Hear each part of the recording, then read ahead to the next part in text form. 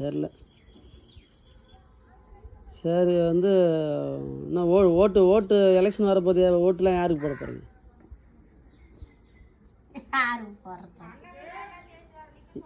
யார் வந்து காசு கொடுக்குறாங்களோ அவங்களுக்கு ஓட்டு போடுற மாதிரியா? ஓட்டு கேட்குறாரு. ஆமாம், போடுறீங்களா? நின்னா ஓட்டு போடுறீங்களா? காசு கொடுத்தா தானே ஓட்டு போடுவீங்க. சரி, ஓட்டுக்கு எவ்வளோ கொடுக்குறாங்கம்மா?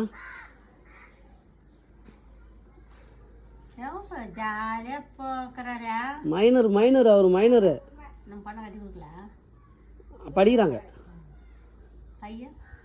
பையனும் படிக்கிறான்.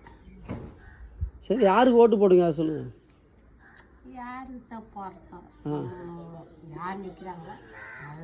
எல்லா கட்சியிலையும் நிற்பாங்க.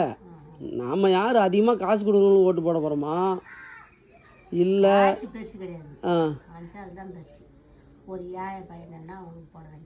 ஏழையெல்லாம் எலெக்ஷனில் நிற்க முடியாது. ஏழை வந்து செலவு பண்ண மாட்டான்ல, அவன்கிட்ட காசு இருக்கா, நிற்க மாட்டான். பணக்காரன் நிற்பான். அது எல்லாரும் இப்போ 4 ஓட்டு தான் அந்த மாதிரி போடுவாங்க. 4 ஓட்டு வச்சு ஜெயிக்க முடியாதா செலவு பண்ணிட்டு?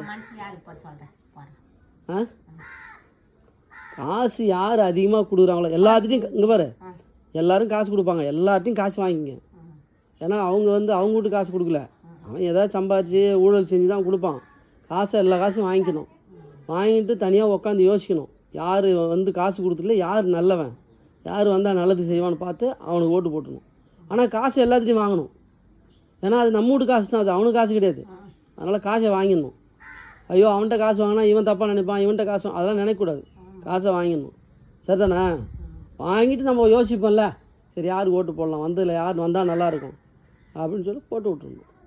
இப்போ 100 நாள் வேலை இல்லைன்றீங்க, வேலை செஞ்ச காசும் போட மாட்டேன்றீங்க. அவன் மறுபடியும் வந்து ஓட்டு கேட்டானா அவனுக்கு போடக்கூடாதுல்ல. ஆனால் காசை வாங்கினான், அவன் தான் அதிகமாக காசு கொடுப்பான். காசை வாங்கிட்டு அவனுக்கு ஓட்டு போடக்கூடாது.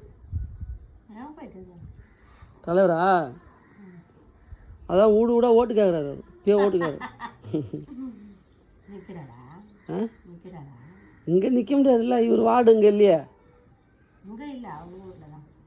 அவங்க ஊரில் தெரில, பணம் நிறையா சம்பாதிச்சு வச்சுருந்தாருன்னா நிற்பார்.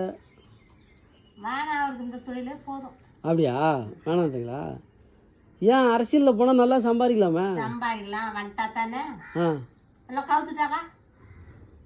ஆமாம், நிறைய காசு கொடுத்து ஓட்டு வாங்கணும். காசு நிறைய கொடுத்தா கூட ஒரு மனுஷல அவன் தொழிலுக்கிறான், அவன் இன்னும் பயிற்சிடுவான், இன்னும் பண்ணுவான், அவனுக்காண்டி அப்படியே எத்தனை பேர் இருக்காங்கள. உண்மைதான். ஏதோ 10 ரூபாய் சம்பாதிக்கிறாரா போகிறாரா அக்கடான்னு கிடக்குற